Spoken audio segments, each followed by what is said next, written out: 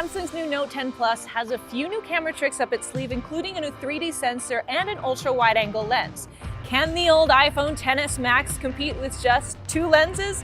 That's what we're going to find out. This is Note versus iPhone.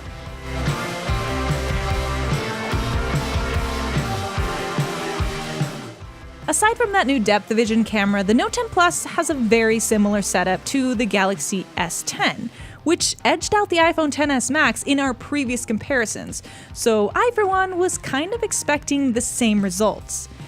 It has a 12-megapixel main camera with dual aperture, a 16-megapixel ultra-wide-angle lens, and a 12-megapixel telephoto lens. The iPhone XS Max, on the other hand, has a telephoto and wide-angle only. So for most shots taken in good light, with the main camera, it's really hard to tell the difference between these two phones. And honestly, they're both incredible. They have great color, contrast, and dynamic range, with just a few subtle differences in color temperature and brightness, but it's not really consistent. Sometimes the iPhone is warmer, sometimes the Galaxy Note 10 is warmer. I did notice, however, that the Galaxy Note 10 does benefit from that dual aperture, and sometimes the exposure is a little bit more even. For your everyday shots, these phones would be neck and neck, except for the fact that only the Note can do this. And trust me, it makes a huge difference. I didn't think I needed an ultra-wide angle, but turns out I just didn't know what I was missing. You can even use it for video on the Note, and it works up to 4K, which gives you 3 different shooting angles from which to choose from at the click of a button.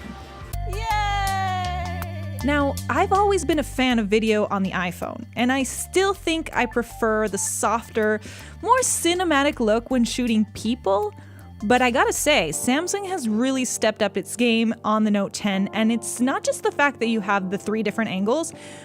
The differences between video on both these phones is a lot more subtle than before.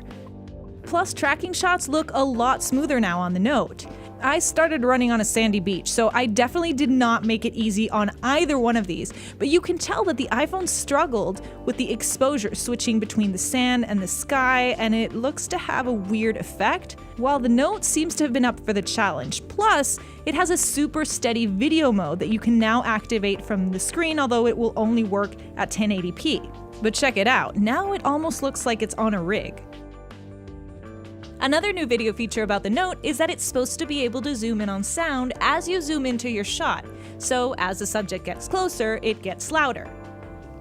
But since the mic doesn't just zoom in on one source, it actually increases the volume of everything else around you as well. In my case, that included the sound of the waves, which ended up drowning out my voice, as you can tell.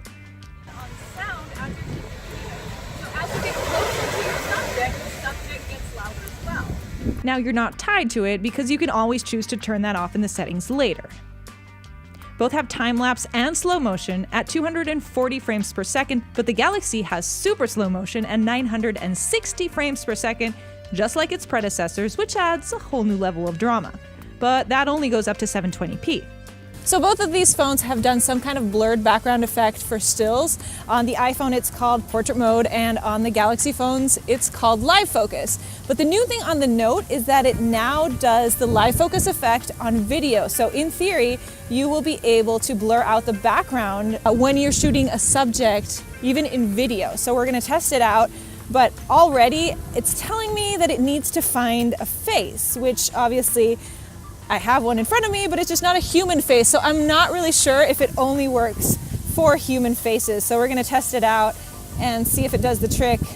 If not, it means that Charlie over here is out of luck. Even with human subjects, it was tough to get live focus video to work correctly. It only works from a certain distance when it detects a face, I think. So moving toddlers was obviously a challenge.